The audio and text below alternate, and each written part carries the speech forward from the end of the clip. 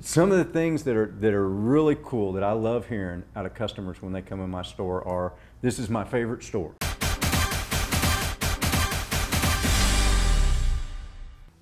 When I first talked to Ken, I mean, this is a guy that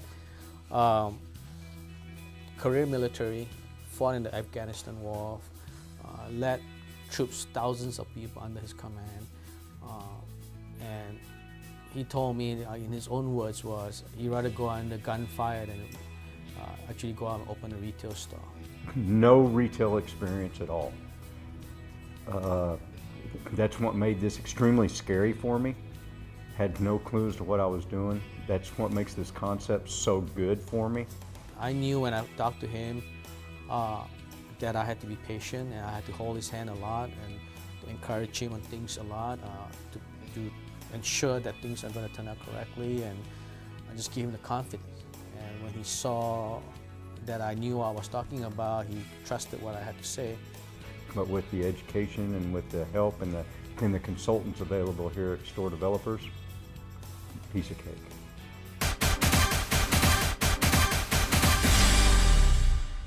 Ken was a little bit uncomfortable because this is a completely new area for him, and especially with his military background and not really knowing what avenue he wanted to go next. Although he knew that at this particular time that he needed to reinvent himself in a new way in order to be happy. Christine Croyce, I think her last name, I think she pronounces it Croyce. I called her up on the phone, scared to death, didn't know what I was talking about. Talked to people in finance, scared to death. Didn't understand what was going on. But after counseling, after talking to these people and them explaining it to me.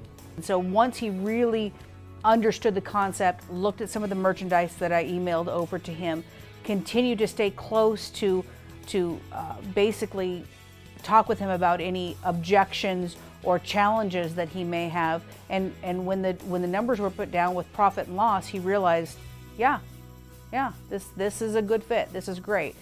You've got to understand that the barriers to entry are huge. The legalities are huge. Just getting a lease, just getting the financing, just working with the financing, just picking out the merchandise, it goes on and on. And without those barriers to entry being reduced by the team, by the store developers, I wouldn't have been able to do it on myself. Dave Maxey helped me in the finance department. Let me tell you something, the guy's amazing.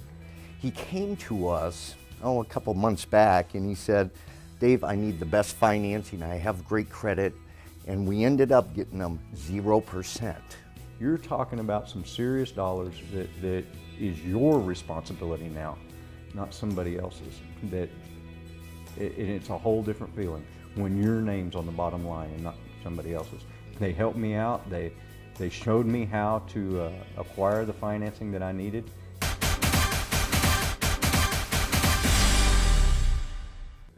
Worked with J.C. Choi, very professional, did all my negotiations. And let me tell you something, there's things I wouldn't even have guessed needed to be in a contract. I don't understand that. He didn't know all the technical terms or the fine point of negotiating commercial real estate. I think that's one of the very important aspect of the whole process of ownership that we provide as a company.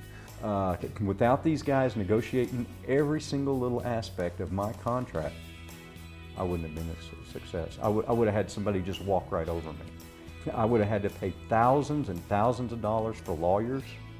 The location within the mall was close to the food court, which attracts a lot of traffic, and also across away from the only theater they had in the whole mall there. And also, we got the free rent that we typically wouldn't get in a normal mall setting. I mean, some of the things that they work out in my contract, no rent for the first 4 months. That's amazing. It allows me to get in there, get on my feet, and I wouldn't even have thought I could negotiate something like that. They negotiated the fact that they put in a vanilla. So what happened was, I didn't know what a vanilla was. I thought it was a flavor before this, this entire process. They negotiated that the walls had to be painted, the carpet, the flooring had to be replaced, the ceiling had to be replaced, walls had to be tore down, new lighting, everything.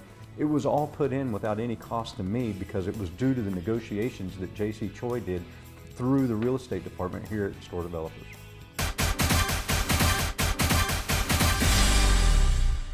Terrence Teo actually flew out, stayed with me for a week.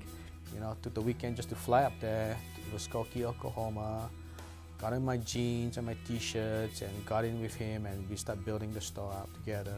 I really couldn't afford to come here, not gonna lie to you. And it worked out good because they came to me. I literally had store developers in my store for an entire week building out my store. Not only did they build out my store, they showed us how to actually do merchandising. They showed us how to market the products to the customer. They taught all of the employees in my store how to run the POS system. So I can show him how to do it, the POS systems, you know, training his people. The actual interior signage package reflected their store name, all those things, which we're able to do now. Really customized the store to an extent. We also, you know, brought them a custom package to the size of the store and to the, you know, basically the look he was going for. And what really blew my mind was they started building on a Tuesday morning. Saturday morning, we opened the doors and we were open for business. With the merchandise, he was very picky, and you know, I like to think we made him very happy. You know, he had wanted a large selection of T-shirts, just logo T-shirts, stuff like that, and you know, we really were able to supply it all for him. And when I say build store out, I'm talking they built the fixtures, they inventoried everything, put it in the POS system, put the product on the shelves, priced all the product, everything.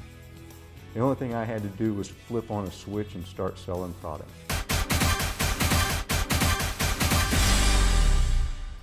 People walk in my store and they look around and they go, RockItz. I've never seen one of these. They automatically think it's a huge big box chain. That's what it was built like. I look like a huge Spencer's or a huge Hot Topics or something like that. And when you walk in and look at my store, you'd think I had 1,000 of them.